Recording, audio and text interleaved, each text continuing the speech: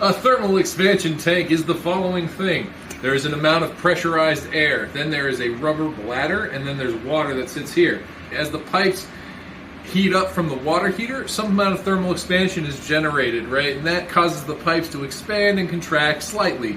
Now, having a thermal expansion tank will allow you to absorb that expansion into here instead of it flexing the pipes. So thermal expansion is created by the water heater, and this thing allows it to happen in here instead of in your pipes.